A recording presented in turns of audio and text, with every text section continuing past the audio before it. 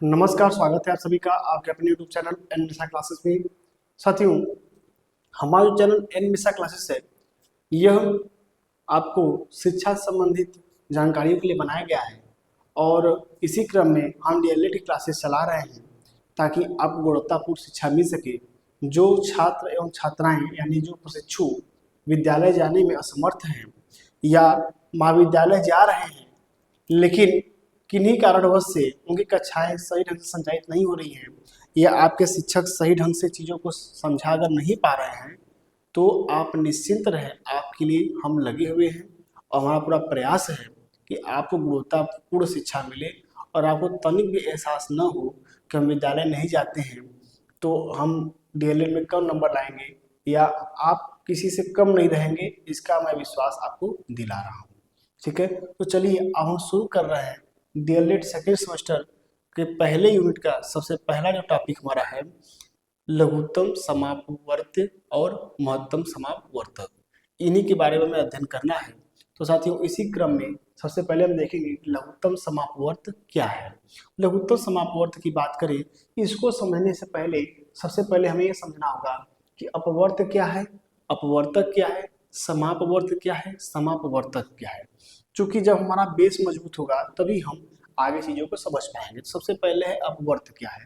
अपवर्त्य देखिए, एक सिंपल सी भाषा में कहा जाए तो किसी संख्या का अपवर्त्य वे संख्याएं हैं जो उस संख्या से पूर्णतया विभाजित हो जाती हैं। यानी अपवर्त्य वह संख्या होती है, ठीक है, किसी संख्या का अपवर्त्य वह संख्या होती है जो उससे पूरी तरह से विभाजित हो जाती है। जैसे 5 का अपवर्त्य, तो 5 अपवर्त्य क्या है, 5, 10, 15, 20, 25, 30 ऐसे चलता जाएगा। यानी किसी संख्या का अपवर्त्य, यानी ये जो संख्याएं हैं किसी संख्या का अपवर्त्य, यानी ये संख्याएं जो हैं यह वे संख्याएं होती हैं जो उस संख्या से, ठीक है, उस दी हुई संख्या से विभाजित हो जाती है। अगर सिंपल सी बात कहें तो अगर किसी संख्या का अगर आपसे पूछा जाए कि अपवर्त्य क्या है, तो आप उस संख्या का जो पहाड़ा है उसी को लिख देंगे तो आपका काम हो जाएगा। ठीक है, या उस संख्या से कटने वाली कोई भी संख्या लिख देंगे तो वह उसका अपवर्त्य कहलाएगी। ठीक है, जैसे अगर पूछ दिया गया कि 7 का अपवर्त्य क्या है, तो 14, ठीक है, 21 इत्यादि आप कह सकते हैं। अब देखिए, इससे पता क्या चल रहा है, इससे यह पता चलता है अपवर्त्य 5 का अपवर्त्य जो हमने लिखा है, इससे यह पता चलता है, 2-3 चीजें पता चलती है। सबसे पहली चीज क्या पता चलती है, सबसे पहली चीज तो ये पता चलती है कि किसी संख्या का जो सबसे छोटा अपवर्त्य है वह संख्या स्वयं है। ठीक है, किसी संख्या का सबसे छोटा अपवर्त्य वह संख्या स्वयं है। दूसरी बात क्या पता चलती है, दूसरी बात पता ये चलती है कि किसी भी संख्या का जो सबसे अंतिम अपवर्त्य है वह अनंत है। वह क्या है, वह ऐसे से चलता इनफाइनाइट है, बहुत आगे तक जा सकता है, ऐसी कोई सीमा नहीं है। ठीक है, दो चीजें पता चली कि संख्या का सबसे छोटा अपवर्त्य क्या है, वह संख्या स्वयं होती है, सबसे बड़ा अपवर्त्य अनंत होता है। इसके बाद किसी संख्या की अगर हम अपवर्त्य की बात करें तो अपवर्त्य निश्चित नहीं होते हैं, कोई निश्चित नहीं है कि इसके इतने ही अपवर्त्य होंगे, क्योंकि अनंत तक जा रहा है तो कोई निश्चित नहीं है। इसके बाद हम बात करेंगे अपवर्तक की। अपवर्तक की देखिए बात करें तो सबसे पहले बात आती है, देखिए अपवर्तक की बात करें, किसी संख्या का अपवर्तक वह है जो संख्या को पूर्णतया विभाजित कर दे। ध्यान देंगे, अपवर्त्य में क्या था कि यह संख्या से स्वयं विभाजित हो जा रहा था, ठीक है, जबकि यह ठीक उल्टा है, यह स्वयं संख्या को विभाजित कर देगा। यह इससे कट जा रहा था और यह इसको काट देगा, ठीक है, विभाजित कर देगा। कर रहा है किसी संख्या का अपवर्तक, किसी संख्या क्या है, संख्या यहाँ पे 4 है, किसी संख्या का अपवर्तक वह है जो इस संख्या को पूरी तरह से विभाजित कर देता है। जैसे 4 का अपवर्तक 1, 2, 4, 1 विभाजित कर देगा 4 को, 2 विभाजित कर देगा 4 को और 4 विभाजित कर देगा 4 को। इससे आपको क्या पता चलता है, इससे हमें 2-3 बातें यहाँ पता चलती है। सबसे पहली बात तो यह पता चलती है कि किसी संख्या के अपवर्तक जो होते हैं वह क्या होते हैं, वह निश्चित होते हैं, इसकी तरह अनिश्चित नहीं होते। ठीक है, किसी संख्या के जो अपवर्तक है वह निश्चित होते हैं। दूसरी बात क्या पता चलती है, दूसरी बात यह पता चलती है कि किसी संख्या का जो सबसे छोटा अपवर्तक होता है वह क्या होता है, वह एक होता है। दूसरी बात ये पता चल गई। और तीसरी बात क्या पता चली, तीसरी बात ये पता चली किसी संख्या का सबसे बड़ा अपवर्तक वह संख्या स्वयं होती है। ठीक है, किसी संख्या का सबसे बड़ा अपवर्तक वह संख्या स्वयं होती है। किस संख्या का सबसे छोटा अपवर्तक एक होता है। किसी संख्या के अपवर्तक की संख्या निश्चित होती है, इससे ज्यादा नहीं होगा। ठीक है, 5 से तो 4 कटेगा नहीं, 6 से तो 4 कटेगा नहीं, 4 से ही 4 कट सकता है। ठीक है, ये सब चीजें हैं। आगे हम बात करेंगे समापवर्त की। अब समापवर्त में क्या है, समापवर्त देखिए दो शब्दों से मिलकर बना है, सम धन अपवर्त। ठीक है, यानी दो या दो से अधिक संख्याओं के उभयनिष्ठ अपवर्त को समापवर्त कहते हैं। यानी दो संख्याओं के जो अपवर्त एक दूसरे में मिलते रहेंगे उन्हीं को हम बोलेंगे क्या, समापवर्त बोलेंगे। जैसे उदाहरण देखते हैं, हमने यहाँ पे 4 का अपवर्त लिखा है और 6 का अपवर्त लिखा है। यह 4 के अपवर्त है, यह 6 के अपवर्त है, अपवर्त है ये जो हमने अभी पढ़ाया है। अब देखिए, अब पूछा जाएगा कि 4 और 6 का समापवर्त बताइए। तो समापवर्त मतलब जो ऐसे अपवर्त जो 4 में भी हो और 6 में भी हो, दोनों में मिल रहे हो। जैसे देखिए 8 यहाँ पे क्या था, 24 यहाँ पे 24 है। ठीक है, 12 यहाँ पे है, 12 यहाँ पे है, और 36 यहाँ पे है, 36 यहाँ पे है। तो हमने लिखा हुआ है 12, 24, 36, यह तीनों क्या है। इससे आगे भी हो सकता है, ये नहीं कि सिर्फ यही तीनों, आगे जाएंगे तो आगे और भी संख्याएं मिलेंगी। तो समापवर्त की बात करें तो 4 और 6 के समापवर्त 12, 24, 36 इत्यादि है। ठीक है, इत्यादि इसके आगे भी हो सकते हैं। आगे हम बात करेंगे समापवर्तक की। देखिए यह समापवर्त था, समापवर्त अपवर्त से मिलकर बना है, जबकि अपवर्तक और समापवर्तक यह इससे बना हुआ है। इसको भी समझ लेते हैं। देखिए समापवर्तक क्या होता है, समान अपवर्तक। ठीक है, समान अपवर्तक मिलके समापवर्तक बनते हैं। तो समापवर्तक क्या करता है, दो या दो से अधिक संख्याओं के उभयनिष्ठ अपवर्तक को हम समापवर्तक कहते हैं। जैसे 4 का अपवर्तक हमने लिखा 1, 2, 4, 6 का अपवर्तक हमने लिखा 1, 2, 3 और 6 से ये विभाजित हो जाएगा 6। तो 4 का अपवर्तक और 6 का अपवर्तक हमने लिख लिया। अब इन दोनों में कॉमन क्या है, उभयनिष्ठ मतलब कॉमन जो दोनों में हो। दोनों में क्या है, 1 है 1 है, 2 है 2 है, 3, 4, 6 नहीं है। तो यानी कि अगर हम बात करेंगे 4 और 6 के समापवर्तक की तो उत्तर मिलेगा 1 और 2। यह दोनों क्या है, यह समापवर्तक है। आगे बात करेंगे हम लघुत्तम समापवर्त की, कि लघुत्तम समापवर्त क्या है। लघुत्तम समापवर्त को भी समझ लेते हैं। देखिए अब आप बात करते हैं लघुत्तम समापवर्त पे। देखिए लघुत्तम समापवर्त कह रहा है कि लघुत्तम समापवर्त वह छोटी से छोटी संख्या है जिसमें दी हुई सभी संख्याओं का पूरा पूरा भाग हो जाता है। यानी कि लघुत्तम समापवर्त वह छोटी से छोटी संख्या है जिसमें दी गई सारी संख्याओं का भाग चला जाता है। यानी इससे छोटी कोई संख्या नहीं होगी जिसमें कि 12, 18 और 24 का भाग पूरा पूरा चला जाए। जैसे 12, 18, 24 का लसा से पूछा तो क्या आएगा उत्तर 72। यानी 72 वह छोटी छोटी संख्या है जिसमें इन तीनों का भाग पूरा पूरा चला जाएगा। 72 छोटी कोई संख्या अगर होगी तो कमेंट करके बताइएगा कि हाँ ये छोटी छोटी संख्या इसमें इसका भाग चला जा रहा है, नहीं जाएगा। ठीक, अब आगे हम बात करेंगे कि लघुत्तम समापवर्त निकालने की विधियां। तो देखिए वस्तुतः यह दो विधियां प्रयोग की जाती हैं, अभाज्य गुणनखंड और भाग विधि। लेकिन हम आपको समापवर्त के आधार पर भी कैसे लघुत्तम समापवर्त निकालते हैं यह भी बताएंगे। तो आप सबसे पहले स्क्रीनशॉट इसका ले लीजिए, फिर हम आगे बढ़ते हैं। ठीक है, हम किनारे हो जा रहे हैं।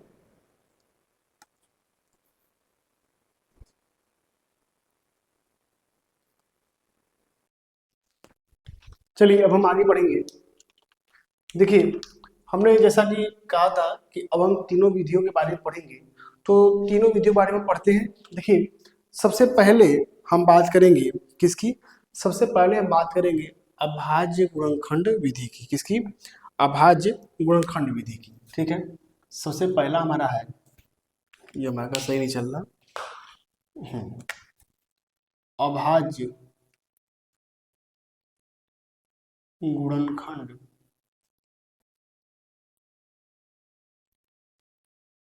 इस विधि की बात करेंगे। ठीक है, अभाज्य गुणनखंड। देखिए इसमें क्या करना होता है, अभाज्य गुणनखंड विधि में जैसे कि हम क्या करते हैं कि अलग अलग सबसे पहले क्या करते हैं, गुणनखंड करते हैं। ठीक है, जैसे उदाहरण मैं आपको दे दूं कि 16 और 24, ठीक है, 16 और 24 का आपको क्या करना है, आपको लॉसल निकालना है। ये 16 24 का, तो 16 का कर लीजिए अलग से, 2 आठे 16, 2 चौके 8, 2 दूनी के 4, 2 एकम 2, कितना आ गया, 2 4 बार आ गया। ठीक है, तो 16 का आप लिखेंगे इस तरह से, 2 गुणे 2 गुणे 2 गुणे 2, ये हो गया। और 24 में क्या होगा कि 2 दूनी के 4, दूनी के 8, त्रिके 24, यह 24 का हो गया। तो 16 और 24 का अभाज्य गुणनखंड हमने क्या कर लिया, कर लिया। अब हम क्या करेंगे, जो संख्या सबसे ज्यादा बार आई होगी, जितनी बार, उसको हम लिख लेंगे। जैसे 2, 2 कितनी बार आया है, 2 यहाँ 4 बार आया है, 2 यहाँ कितनी बार आया है, 3 बार आया है। तो 2 कितनी बार आया है, 4 बार अधिकतम आया है। तो 2 को हम 4 बार लिख लेंगे, 1 2 3 4, इस वाले 2 को हम लिख लेंगे। और 3 कितनी बार आया, 3 एक बार आया है। ठीक है, अधिकतम उसका एक ही है, तो उसको भी हम लिख लेंगे। इसका उत्तर कितना आ गया, 2 दूनी के 4, दूनी के 8, दूनी के 16 थी 48 है, 48 का हमारा उत्तर आ गया अभाज्य गुणनखंड का। ठीक है, एक सवाल हम और देख लेंगे, जैसे 280, 126 और 300। ध्यान देंगे, 126, 280 और 300, इनका हमें लसा निकालना है अभाज्य गुणनखंड विधि के द्वारा। 126 का निकालेंगे हम, निकालिए, 2 छक्का 12, 2 3 6। ठीक है, उसके बाद क्या करेंगे, फिर हम काटेंगे इसको 3 से, 3 दूनी के 6, 3 एकम 3।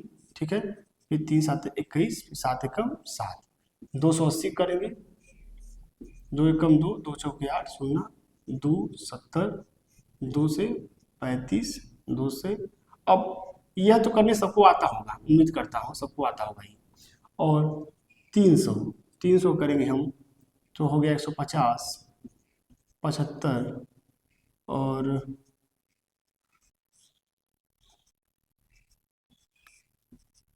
देखिए प्रयास हमारा ये होना चाहिए कि सबसे पहले हम छोटी छोटी संख्या से काटें, उसके बाद हम बड़ी संख्या से काटें। जैसे हमने कहा 2 3 फिर 7, 2 5 फिर 7, फिर हमने 2 से काट दिया, फिर हमें 3 से काटना चाहिए था। ठीक है, चलिए इसको हम कर ही देते हैं, 3 से कर लिए। ठीक है, 3 दूनी के 6, 3 5 15 और 5 5 25। ठीक है, हो गया। अब चलिए अब क्या करेंगे, इसको हम लिखेंगे 126, 280 और 300। चूंकि थोड़ा सा बड़ा लगाते हैं सवाल तो अच्छा लगता है। कितना है, 2 गुणे 3 गुणे 3 गुणे 7। उसके बाद क्या है, 2 गुणे 2 गुणे 2 गुणे 5 गुणे 7। ठीक है, आगे क्या है, 2 गुणे 2 गुणे 3 गुणे 5 गुणे 5। अब हम क्या करेंगे, 2 देखिए इसमें 2 सबसे ज्यादा कितनी बार आया है, 2 बार यहाँ है, यहाँ पे 3 बार है, तो इसको लिख लेंगे 3 बार, 1 2 3।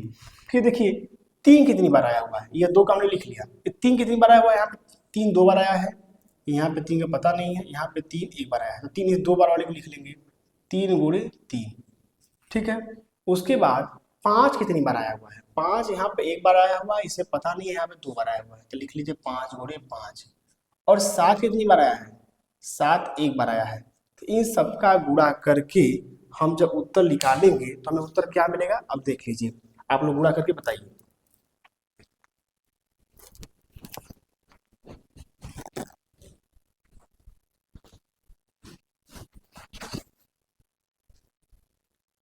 उम्मीद करता हूं कि गुणा हो गया होगा। ठीक है, इसका उत्तर में मिलेगा 126,000। यह क्या है, यह हमारा आया लसा 126, 280 और 300 का। ठीक है, तो इस तरह से हम क्या करेंगे, हम प्रश्न को हल करेंगे अभाज्य गुणनखंड के द्वारा। इस तरह से लसा निकाला जाता है। इसका एक ही फार्मूला है कि जो संख्या, ठीक है, जो संख्या गुणनखंड में अधिक बार आई है उसी का मान हमें लिखना होता है। जैसे हमने पहले कहा कि यहाँ 2 कितनी बार आया है, 4 बार आया है, यहाँ 2 3 बार आया है, तो 4 बार वाले को लिखेंगे, लिख दिए। फिर 3 बच गया, 3 को लिख दिए एक बार। इस तरह यहाँ पे भी है, यहाँ पे 2 कितनी बार आया है, 2 3 बार यहाँ पे है, और 2 यहाँ 2 बार है, यहाँ 1 बार है, तो 3 वाले को लिखेंगे, 3 वाले को लिख दिए। 3 है तो 2 बार आया है, 3 इसमें पता नहीं है, 3 यहाँ पे 1 बार आया, तो 3 2 बार आया अधिकतम, 2 बार लिख दिए। 5 यहाँ पे 1 बार में है, यहाँ नहीं है, यहाँ 2 बार है, तो 2 बार इसको लिख दिए। और एक बार यहाँ पे एक बार यहाँ पे, इसमें 7 नहीं है, इसमें 7 नहीं है तब भी 7 को लिखेंगे, ठीक है, 7 वाला मान लिखा जाएगा, बस जो अधिकतम होगा उसी को लिखना है। तो इस तरह से हो गया आपका अभाज्य गुणनखंड विधि। अब आगे हम बात करेंगे, इसको आप इसके साथ ले लीजिए, किनारे हट जा रहा हूँ, ठीक है।